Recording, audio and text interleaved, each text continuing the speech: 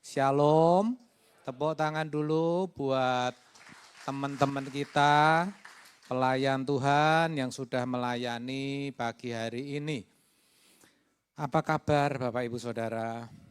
Ya luar biasa. Kenapa luar biasa?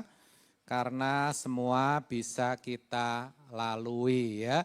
Semua bisa kita lewati, sekalipun itu berat, sekalipun itu sukar.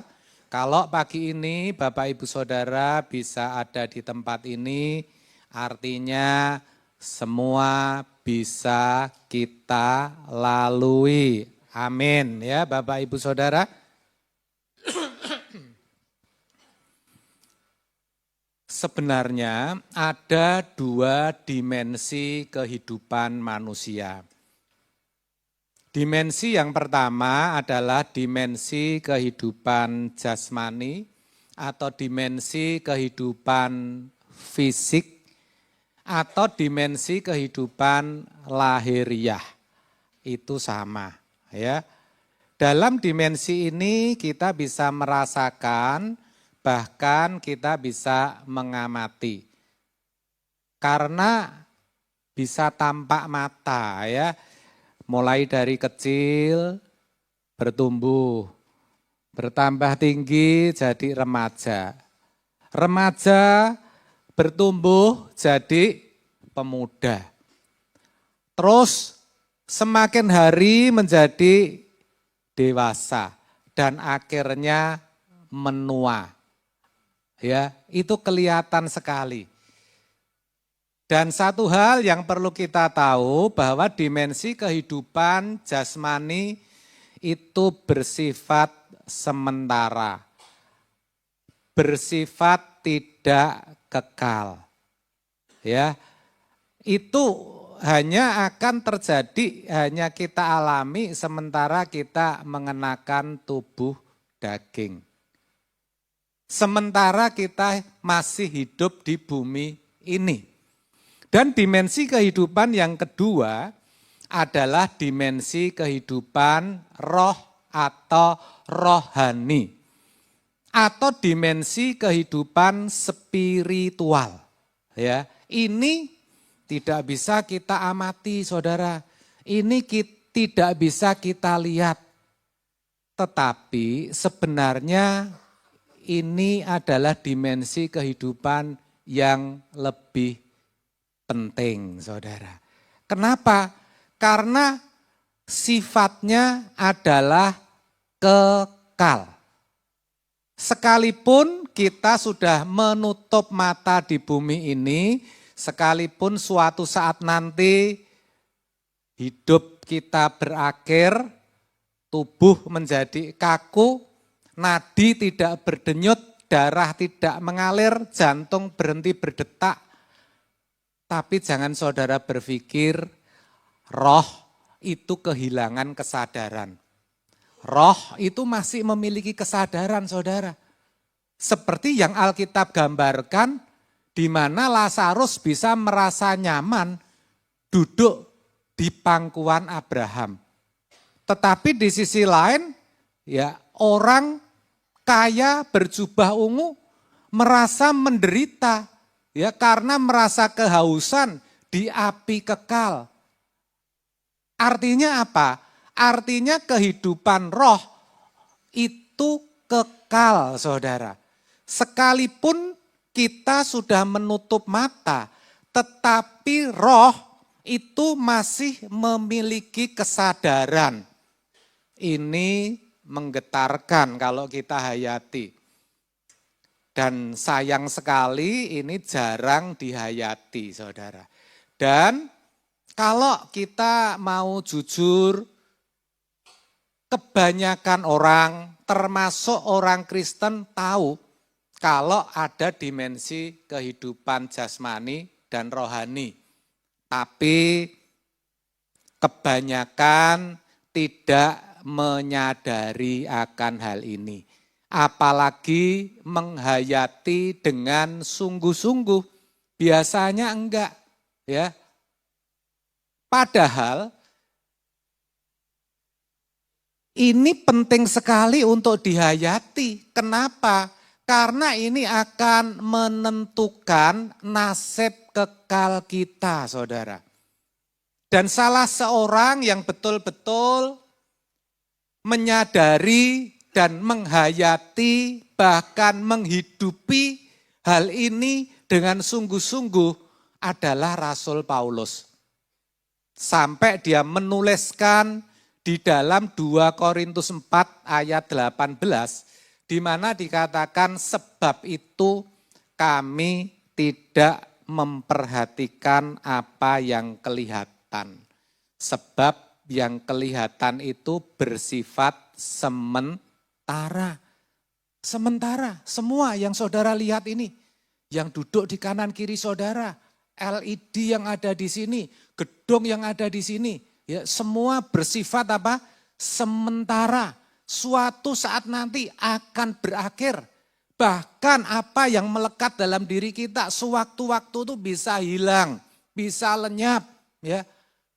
Maka Rasul Paulus berkata, kami memperhatikan apa yang tidak kelihatan. Sebab yang tidak kelihatan itu bersifat kekal, saudara. Amin, saudara. Dan itu yang tidak kelihatan itu lebih berkuasa, lebih powerful. Kalau kita perhatikan apa yang tidak kelihatan, tanpa sadar sebenarnya kita sudah memperhatikan apa yang kelihatan. Saudara percaya? Amin. Tapi sementara ketika kita hanya memperhatikan yang kelihatan, kita tidak mungkin bisa memperhatikan yang tidak kelihatan. Dan itu sangat membahayakan nasib kekal kita. Itulah sebabnya Bapak Ibu Saudara, Allah, Tuhan itu menghendaki kita agar kita memperhatikan manusia batiniah kita. Agar kita itu ya memperhatikan kehidupan rohani kita, kehidupan spiritual kita. Tuhan menghendaki agar kita itu bukan hidup dalam daging atau yang kelihatan. Tapi Tuhan menghendaki kita hidup oleh roh. Maka Tuhan mengingatkan, bahkan memerintahkan. Enggak cuma mengingatkan, tapi memerintahkan, saudara. Seperti dituliskan dalam Galatia 5 ayat 16. Di mana dikatakan, hiduplah oleh roh. Maka kamu tidak akan menuruti keinginan daging. Hiduplah oleh roh. Ya. Kok ini yang diklik? Ya enggak apa-apa ya. Nah, itu ya. Galatia 5 ayat 16. Hendaklah, maksudku ialah hiduplah oleh roh. Perhatikan kalimatnya, ini kalimat imperatif. Kalimat perintah. Betul saudara? Hiduplah oleh roh. Maka kamu tidak akan menuruti keinginan daging. Saudara, sebelum saya lanjutkan, kita mesti ngerti terlebih dahulu, hidup oleh roh itu seperti apa? Ya, atau apa toh maksud kalimat hidup oleh roh? Jangan-jangan saudara berpikir ini sesuatu yang filosofis, ini sesuatu yang fiktif. Saudara, hidup oleh roh artinya hidup yang dipimpin oleh Roh Kudus. Ini sebetulnya memiliki makna atau memiliki implikasi yang sama ketika kita mendengar kalimat misalnya hidup yang dipenuhi oleh roh. Hidup yang dikuasai oleh roh. hidup dalam pimpinan roh. Roh tentu yang dimaksud adalah Roh Kudus. Ya. Hidup berjalan dengan Tuhan. Kalimat-kalimat itu sepertinya kan beda, saudara. Betul ya, saudara? Tetapi implikasi dampak yang dirasakan orang yang hidup oleh roh itu sama dengan orang yang dikuasai oleh roh. Orang yang dipimpin oleh roh. Orang yang berjalan dengan Tuhan. Orang yang dipenuhi oleh Roh Kudus. Orang yang dikuasai, hidupnya yang dikuasai oleh Roh Kudus. Itu sama. Saudara bisa ngerti? Amin, saudara. Amin. Tahu ya, saudara? Jadi jelas. Pertanyaannya begini, kenapa sih Allah, kenapa sih Tuhan menghendaki kita hidup oleh roh? Ya, hidup oleh roh itu tentu ditandai dengan taburan kita. Apa yang kita tabur? Kalau kita menabur dalam roh, lah itulah hidup oleh roh. Ya, Tuhan menghendaki setiap orang percaya hidup oleh roh. Sebab apa? Sebab Tuhan tidak menghendaki umatnya itu kenapa-kenapa. Ya, sesungguhnya Tuhan itu baik. Sangat amat baik. Dia tidak menginginkan, dia tidak menghendaki apalagi orang-orang yang percaya kepada Yesus itu kenapa-kenapa. Apalagi sampai binasa. Gak pernah itu terbesit di hati Tuhan. Gak pernah. Tapi Tuhan tahu bahwa manusia itu lemah. Manusia itu cenderung meleset. Manusia berpotensi, manusia berpeluang untuk binasa. Maka dia beri satu perintah, hiduplah oleh roh. Ya, kenapa? Alasannya karena Tuhan tidak menghendaki seorang pun binasa. Klik. Ya, maka di dalam Galatia 6 ayat yang ke-8, Tuhan memperingatkan dengan kalimat, sebab barang siapa menabur dalam dagingnya, ia akan menuai kebinasaan dari dagingnya. Tetapi barang siapa menabur dalam roh, artinya tadi sudah saya jelaskan ya, ia akan menuai hidup yang kekal dari roh itu. Ini satu peringatan, saudara, yang harus kita perhatikan dan kita taati. Perhatikan, saudara, kalau yang kita tabur, kalau yang kita hidupi, kalau peragaan kehidupan kita, kalau hidup kita sehari-hari itu hanya isinya itu kedagingan, keinginan, hawa nafsu, kita akan menuai yang namanya kebinasaan. Kebinasaan itu keterpisahan dari Allah untuk selama-lamanya. Kalau saya katakan seperti ini, jangan saudara berpikir, oh keterpisahan dari Allah itu nanti ya kalau saya sudah meninggal. Enggak, sudah mulai dari sekarang, saudara. Kalau saudara mau perhatikan, banyak orang Kristen yang sudah terpisah dari Allah. Jauh. Hidupnya itu jauh dari Allah. Bahkan bukan tidak mungkin di antara Bapak Ibu Saudara pernah ngalamin itu. Terpisah dari Allah. Jauh dari Allah. Di pikiran ini tidak ada sama sekali Tuhan. Sepertinya Tuhan itu enggak ada. Dan hidup dipenuhi dengan keputusasaan, saudara. Sepertinya hidup enggak ada artinya, sia-sia. Ya.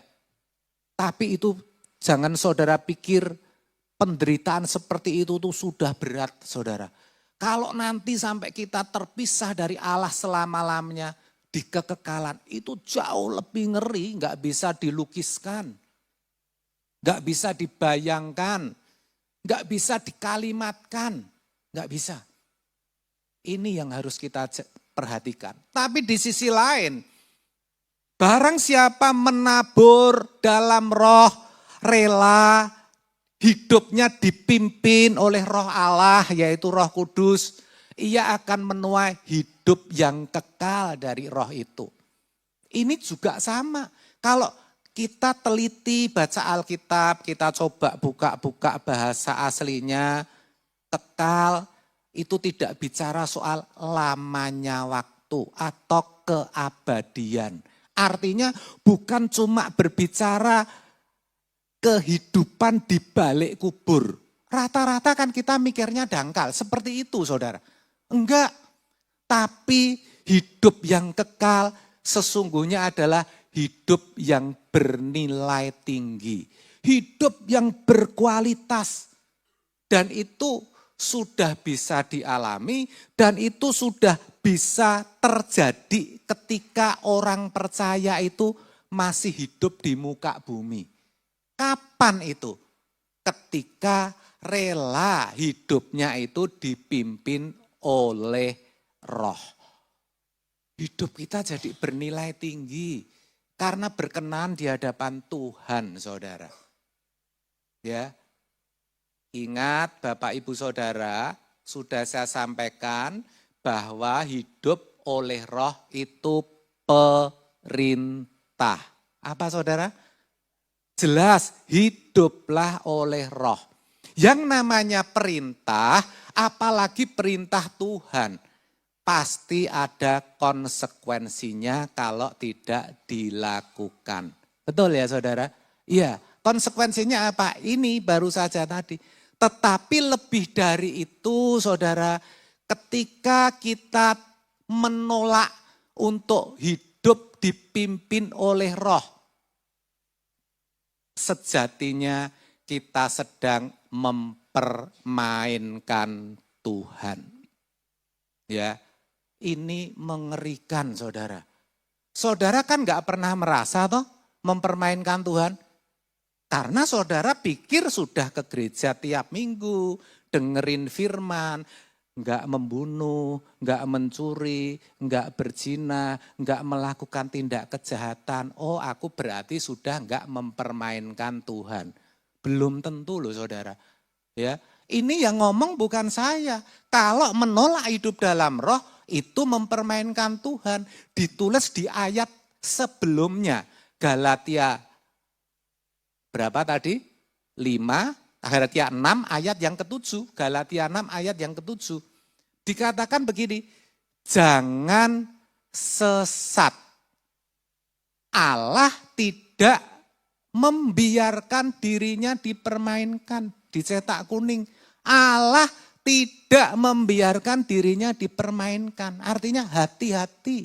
Jangan sampai saudara mempermainkan Tuhan. Orang yang mempermainkan Tuhan, Tuhan katakan sebagai orang sesat, saudara. Bagaimana kita bisa mempermainkan Tuhan? Dari apa yang kita tabur, saudara.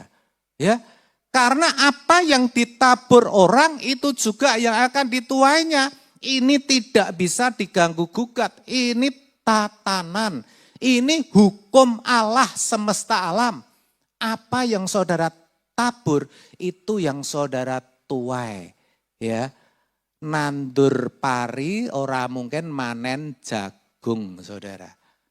Menanam padi tidak mungkin menuai jagung. Betul gak saudara? Amin. Ya, rata-rata kita nggak memperhatikan ayat ini sehingga sembarangan saudara. Lah pertanyaannya sekarang begini. Padahal ya saudara, orang yang mempermainkan Allah dengan tidak hidup dalam roh itu sama artinya melawan Allah. Ngeri loh saudara, melawan Allah. Allah itu besar, dia perkasa. Kita itu aduh gak ada apa-apanya, gak ada yang menang.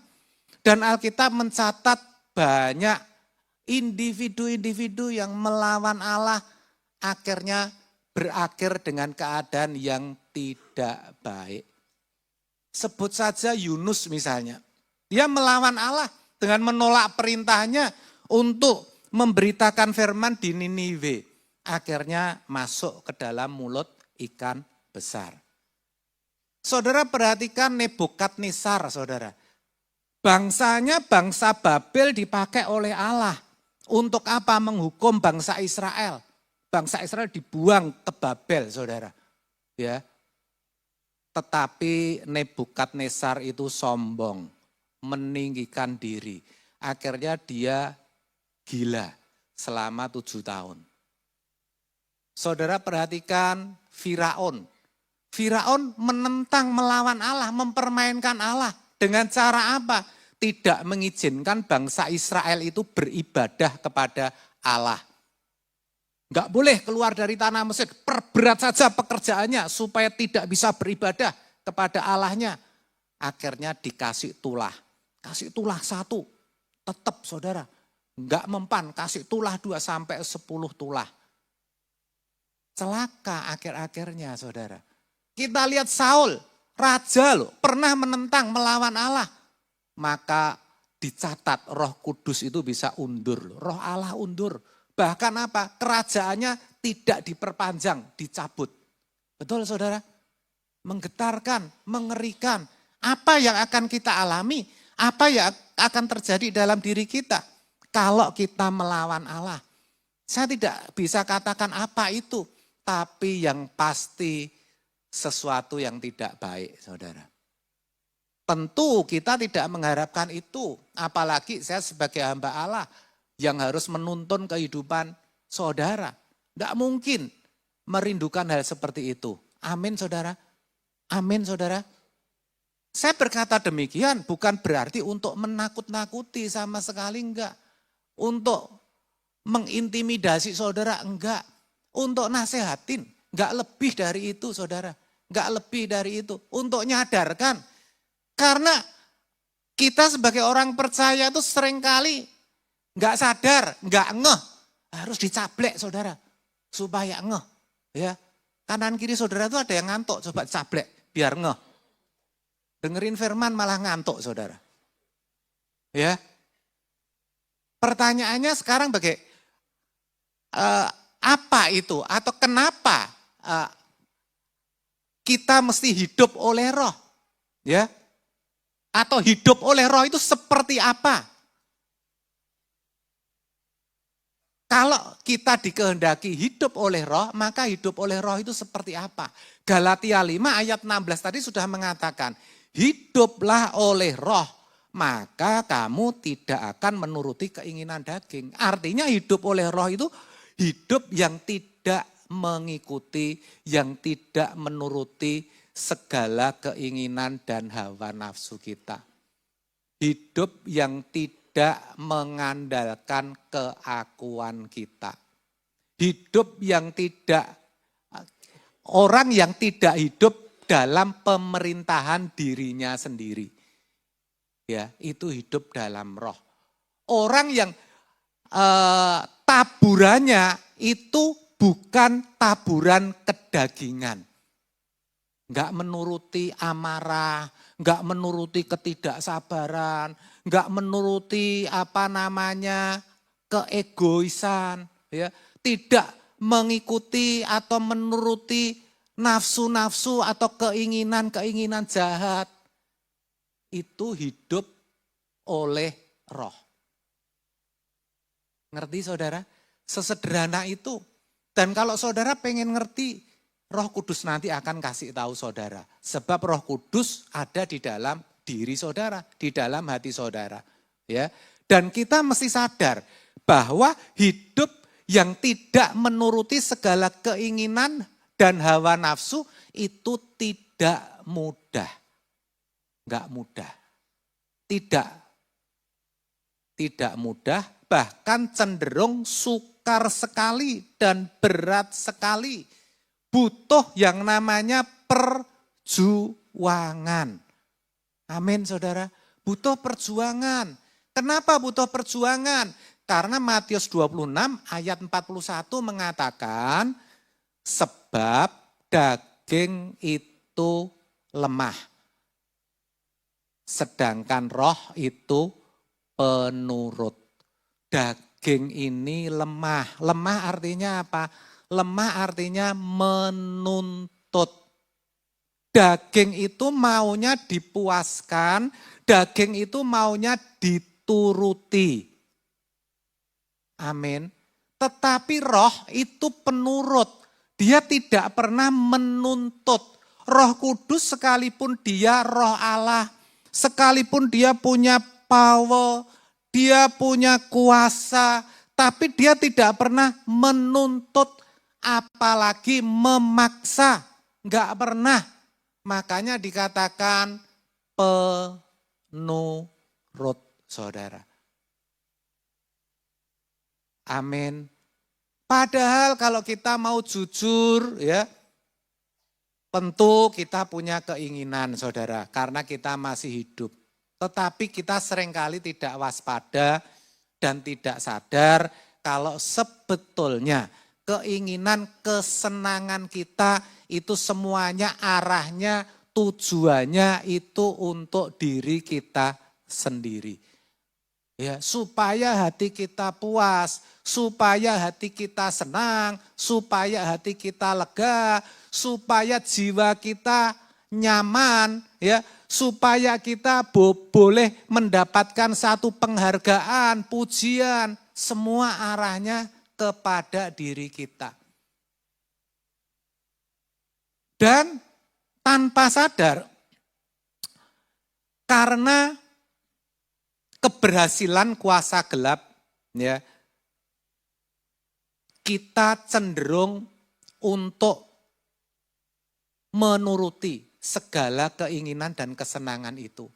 Bahkan kita tidak segan-segan untuk mengorbankan segala sesuatunya guna memperoleh yang namanya keinginan daging itu. Ya, coba kalau orang mau marah, ya, ditahan-tahan, rasanya kok enggak enak, udahlah. Kalau mau marah, marah aja.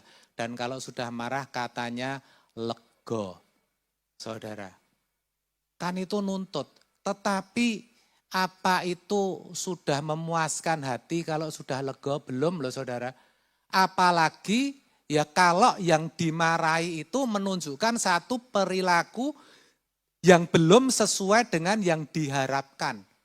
Misalnya dengan marah-marah kita berharap ya dia mungkin akan datang ke kita minta maaf. Tapi ternyata enggak minta maaf. Atau kita berpikir kalau sudah dimarahin mengakui kesalahannya. Ternyata enggak. Itu daging kita nuntut terus saudara. Kita pikir wong iki nganyel ke. Betul saudara ya. Mulai muncul rasa tidak suka saudara. Dan itu berulang, setelah itu dituruti rasa tidak suka berubah jadi satu kebencian. Nuntut terus gak ada puasnya. Amin saudara. Jadi perhatikan, begitu juga keinginan kita akan hal-hal yang lain di dalam hidup ini. Saudara pengen apa? Tentu saudara sendiri yang tahu. Ada orang sederhana pengen karena kebutuhan hidupnya belum bisa terpenuhi dengan baik. Dia keinginannya satu, pokoknya aku iso urip, mendino iso mangan peng telu, tiap hari bisa makan 3 kali cukuplah. Akhirnya semua bisa dialami. Tapi akhirnya berpikir, minta yang lebih lagi. Ya, kok tetangga punya motor, nurunin motor baru, pengen motor baru. Ya, akhirnya dengan bekerja, dengan berusaha keras, tujuannya bukan Tuhan, tujuannya apa saudara? Motor. Betul saudara?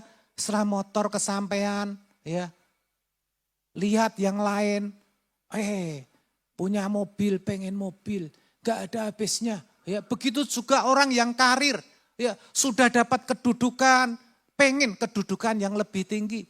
Begitu juga dalam studi, sudah meraih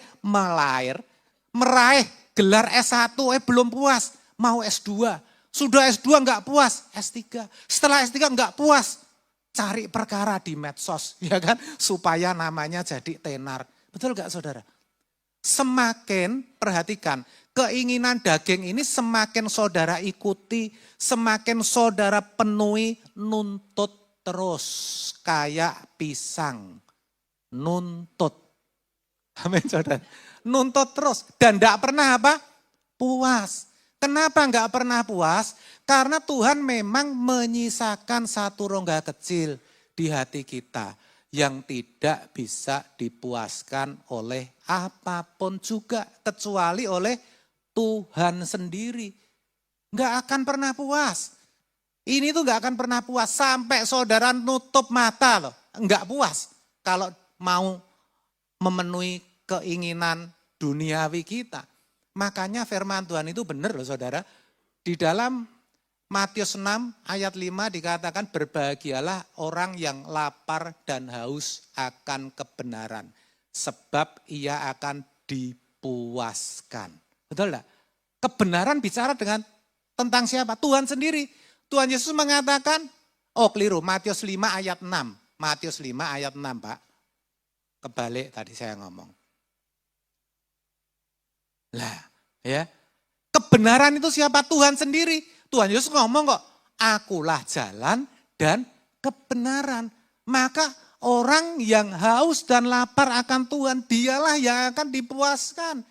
Sekalipun hartanya enggak banyak, pendidikannya rendah, wajah pas-pasan, tapi bisa berbahagia. Puas kalau bisa menemukan dan memiliki Tuhan. Amin saudara. Roh enggak pernah menuntut saudara. Apa roh enggak mengingatkan? Pak, mengingatkan.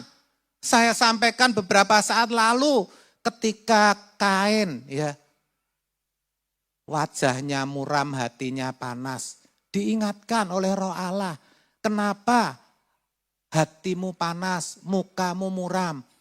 Apa mukamu tidak akan berseri-seri kalau kamu berbuat baik?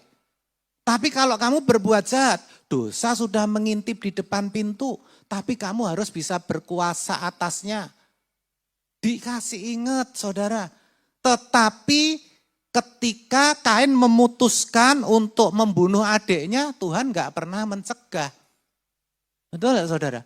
Sama, ya Roh Kudus juga mengingatkan ke kita. Coba kalau saudara sedang mau emosi, kira-kira ada suara enggak dalam hati?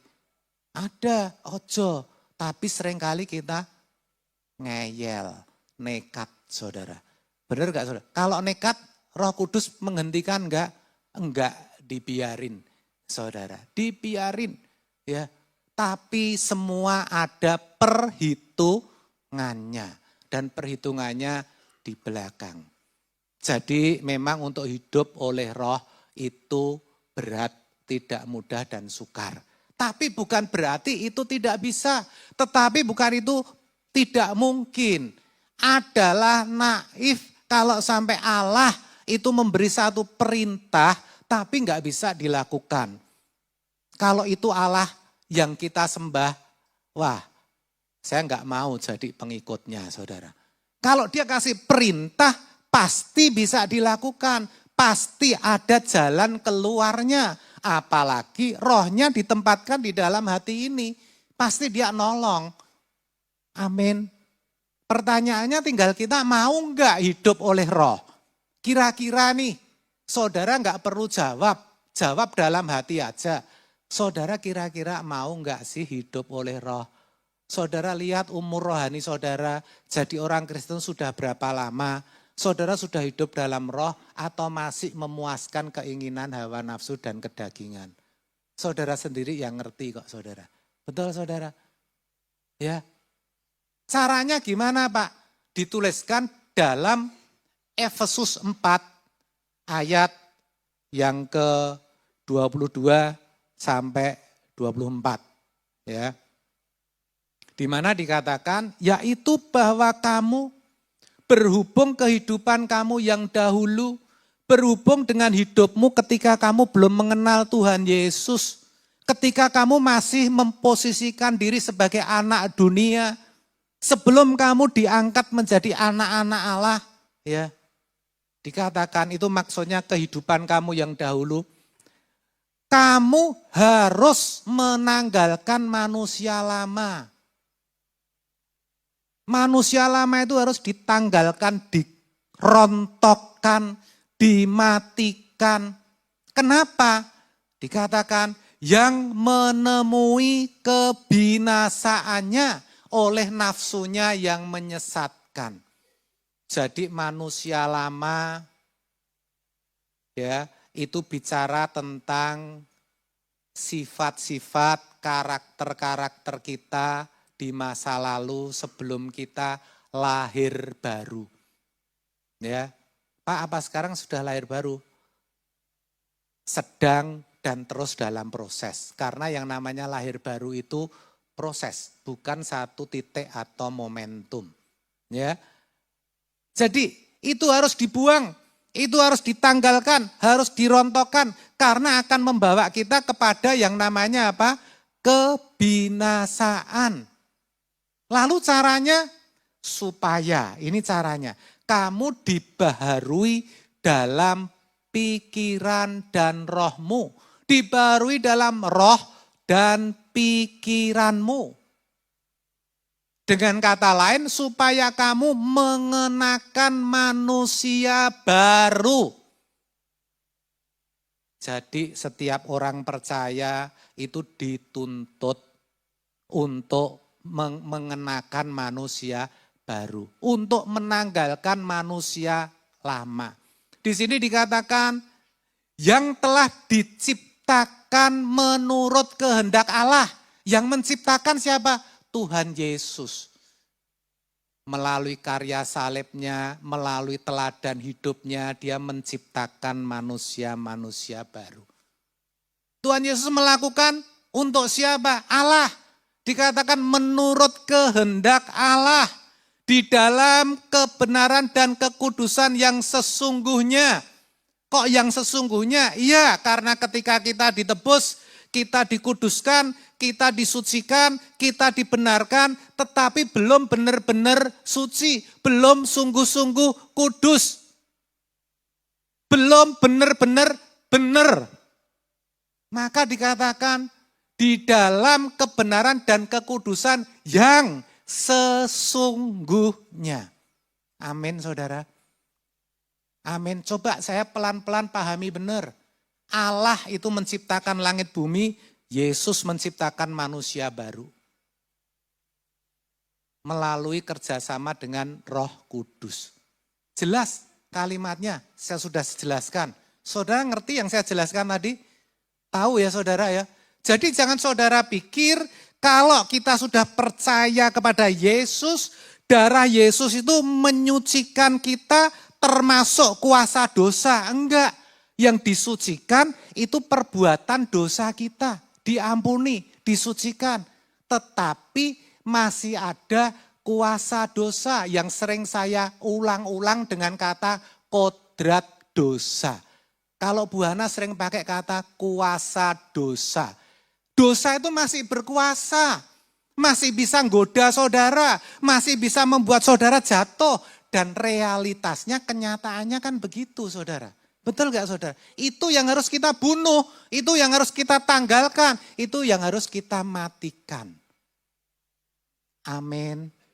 Saudara mau belajar. Caranya gimana? Tadi saya sudah katakan. Kita harus mengalami pembaharuan pikiran dan roh. Ya, pikiran kita itu harus dibarui, dimulai dari ini loh saudara. Pikiran, katakan sama-sama pikiran ya.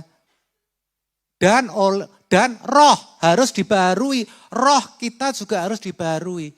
Sekarang kalau saya bicara tentang pembaharuan pikiran, pikiran yang dibarui itu seperti apa toh? Maksudnya gini, kalau ada pikiran-pikiran yang lama, yang salah, itu diganti. Betul gak saudara? Dibuang, kalau yang sudah benar ya enggak apa-apa. Amin saudara? Amin. Lah apa pikiran kita ada yang salah toh Pak? Banyak yang salah. Karena kita itu mewarisi nilai-nilai dunia. Karena dikatakan dalam Roma 5 ayat 12, 18 ya, kita itu mewarisi dosa Adam. Kalau saya singkat seperti itu. Dikatakan dosa itu masuk ke dalam dunia melalui satu orang. Begitu juga maut menjalar. Ya, itu kita alami. Kita tidak pernah mendengar secara langsung perintah Allah, jangan kamu makan buah dari pohon yang ada di tengah-tengah taman. Tapi kita ikut merasakan akibatnya. Amin. Dan itu yang membuat Bapak Ibu Saudara itu menderita hidupnya. Bapak Ibu sakit, ngalamin kesulitan hidup, ya, itu semua itu akarnya itu dosa. Kalau saudara sama, misalnya saya kasih gambaran kita minum obat batuk. Ya, obat batuk itu cuma ada dua. Yang satu itu untuk meredakan batuknya. Jadi istilahnya itu apa ya, yang kelihatan. Tapi sumbernya ini kalau nggak disembuhkan dengan antibiotik, ya nggak sembuh saudara. Selesai obat pereda batuknya, batuk lagi. Betul nggak saudara? Sama. Saudara nggak akan pernah bahagia, saudara hatinya nggak bisa pernah tentrem, saudara. Kalau kuasa dosa, kodrat dosa itu tidak saudara tanggulangi. Amin. Dan caranya pikiran harus dibarui. Jujur, pikiran kita itu kotor. Banyak pikiran-pikiran yang jahat ada di sini. Betul nggak saudara? Kita sering punya pikiran nggak suka lihat orang seneng. Betul saudara? Nggak seneng. Bahkan kita punya pikiran seneng kalau lihat orang susah. Ya, pikiran-pikiran yang tidak senonoh. Pikiran-pikiran yang najis. Ya, pikiran-pikiran yang cenderung untuk memuaskan hawa nafsu kita. Itu pikiran-pikiran itu harus ditanggalkan, harus kita buang. Ya. Pikiran-pikiran menunda. Ya, kita tuh seringkali punya pikiran-pikiran menunda. Sebetulnya kita mau kok, oh aku kalau malam mau doa. Mau, tapi kenyataannya enggak dilakukan. Karena apa? Ada pikiran. Ora doa rapopo. Sedino tok ya. Betul saudara? Itu menunda. Orang yang menunda akhirnya tidak pernah melakukan kok saudara. Karena Roh Kudus sekalipun ada, dia tidak menuntut, tidak memaksa kita. Dan memang gak bisa maksa. Benar saudara? Ya, roh-roh, apa kok roh-roh? Pikiran-pikiran ini seringkali kalau dengar firman ini, oh iya ya, aku sekarang mau baca firman tiap hari. Tetapi seringkali juga menunda. Betul enggak saudara? Pasti ada saja dalam hati ini, entah saudara kerasa atau enggak. Yang pasti akhirnya saudara enggak lakukan itu. Karena mesti ngomong gini, ora apa-apa, enggak apa-apa. Besok juga masih ada waktu. Betul gak saudara? Menunda. Ya, seringkali kita kalau mau berbuat baik kepada seseorang, kadang-kadang, oh hati ini digerakkan untuk memberi seseorang. Ada juga suara, alah ora usah, wonge nganyel. Oke. Betul gak saudara? Nek ndak, wis kayak saiki ora usah, sesuk yo isih ketemu. Akhirnya apa? Enggak jadi berbuat. Pikiran, betul gak saudara? Pikiran, ya mau mengampuni orang, pikirannya juga sama. Alah ora usah kaya ngono percuma. Pikiran ditunda, akhirnya tidak dilakukan. Amin saudara. Nah ini semua pikiran-pikiran seperti itu dan pikiran-pikiran lain yang tentu tidak bisa saya sebutkan, tapi Roh Kudus pasti bicara kepada saudara. Yang menyangkut hidup saudara. Saudara harus buang. Harus apa? Buang. Itu tetap datang. Sekalipun kita buang tetap datang. Ya. Kita tidak bisa melarang burung terbang di atas kepala. Tapi kita bisa menghalau kalau dia membuat sarang di kepala kita. Betul enggak saudara? Jangan sampai buat sarang. Dihalau saudara. Buang. Pakai yang lain. Amin. Kemudian roh itu juga harus dibaharui. Saudara ngerti enggak? Di dalam diri kita, di dalam tubuh kita itu ada macam-macam roh. Ada roh manusia, roh diri kita sendiri. Betul gak saudara? Ada roh apa lagi saudara? Ada roh apa lagi? Ada roh apa lagi? Loh, lucu ya. Isa nggak bisa jawab. Roh Kudus. Loh, lah iyalah ya. Bener nggak? Roh Kudus. Amin. Kok saudara nggak yakin? Yakin nggak ada Roh Kudus? Amin. Selain roh diri sendiri, Roh Kudus, roh apa lagi? Roh kenajisan. Ada loh di sini. Roh kesombongan. Roh kemunafikan, roh kepura-puraan, roh kekecewaan, roh sakit hati, roh kebencian, pokoknya semua dari Korea. Lah kalau roh-roh itu kan dari Korea semua, namanya roh dewa gitu ya. Orang Korea kan namanya roh dewa begitu ya. Itu semua itu ada dan itu harus dibaharui. Saudara mesti sadar kok. Roh yang tidak berkenan yang ada di dalam hati saudara itu roh apa? Mungkin saudara berkata, oh aku ada Pak, roh kesombongan. Ketika saudara mau sombong sekalipun tidak melalui perkataan, tapi melalui sikap hidup, saudara langsung katakan, aku patahkan kuasamu. Aku cabut dari dalam hatiku, aku buang, aku lempar ke kaki Yesus. Cabut, setiap mau muncul cabut, setiap mau muncul cabut. Amin saudara, amin. Jadi yang harus dibarui adalah apa? Pikiran dan roh. Itu memang tidak mudah, itu tidak mudah. Tetapi Tuhan menyediakan sarananya, yaitu firman, katakan firman. Firman, katakan firman. Yohanes 17 ayat 17 mengatakan, kuduskanlah mereka dalam kebenaran. Firman-Mu adalah kebenaran. Artinya pikiran ini bisa bersih, bisa kudus. Hati ini bisa bersih, bisa kudus. Kalau kita terus isi pikiran kita. Kita isi hati kita dengan cara merenungkan. Ya kalau mengisi pikiran bisa kita baca, bisa kita dengar. Tapi kalau mengisi hati atau memperbarui hati itu dengan merenungkan firman saudara. Amin. Karena apa? Firman itulah kebenaran. Kuduskanlah mereka dalam kebenaran. Firman-Mu adalah kebenaran. Jadi betapa vital, betapa bergunanya yang namanya firman.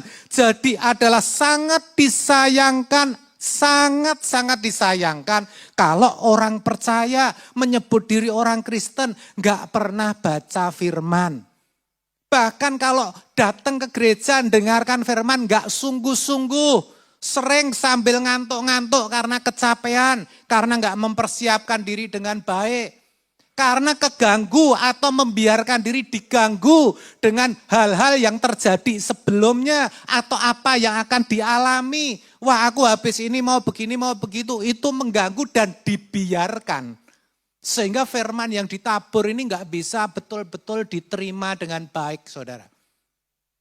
Itu masalahnya. Tapi ada juga orang yang berkata begini, Pak, tapi saya sudah berusaha loh Pak. Saya baca firman tiap hari, saya juga tekun ke gereja. Kalau dengerin tuh saya sungguh-sungguh, bahkan saya catat. Tapi saya kok belum merasa bisa menanggalkan, memperbarui pikiran dan roh saya ya Pak ya. Mungkin ada yang berkata begitu. Saya kasih tahu ya saudara, karena semua ada dosisnya. Dan tiap-tiap orang beda. Firman itu seperti antibiotik, ada dosisnya. Tergantung sakitnya saudara, tergantung parahnya filosofi dunia yang mengisi pikiran saudara. Tergantung berapa banyak roh-roh yang tidak berkenan tadi bercongkol di hati saudara. Semakin banyak, maka dosis firman itu semakin tinggi saudara. Mungkin saudara sebulan baca firman belum berubah, belum mengalami pembaruan dan itu kerasa emosinya masih meletup-letup. ketidaksabarannya masih sering muncul, masih egois, kasihnya dalam hidup itu gak tampak. Saudara, teruskan, jangan berhenti. Karena saudara harus menghabiskan dosis tertentu. Saudara tetap baca firman, renungkan firman, baca firman, renungkan. Sebanyak mungkin, serutin mungkin, sekonsisten mungkin. Hingga satu saat saudara bisa merasakan, ternyata aku sembuh. Dosisnya sudah cukup. Dan orang-orang di sekitar saudara bisa melihat, saudara berubah. Saudara berubah. Itu tandanya saudara. Jadi ada dosis tertentu.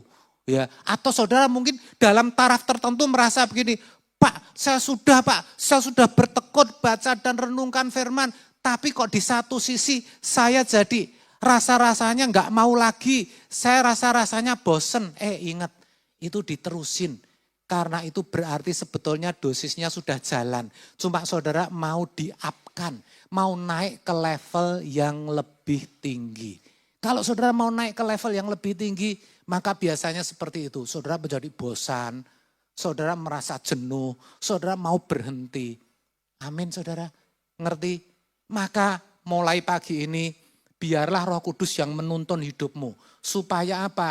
Engkau bisa memperbarui hati dan pikiranmu. Sehingga kalau hatimu, pikiranmu semakin bersih, Roh Kudus itu semakin leluasa untuk memimpin hidupmu. Dan hidupmu itu akan berbuah yang namanya kasih, sukacita, damai sejahtera, kebaikan, kesabaran, kemurahan, kesetiaan, kelemah lembutan, penguasaan diri. Itu bisa nongol semua. Dan orang-orang di sekitar saudara merasakan dan mengharapkan kehadiran saudara. Karena dimanapun saudara berada, saudara seakan-akan orang itu merasakan, orang ini kok kalau datang, ada orang ini kok hati saya enak.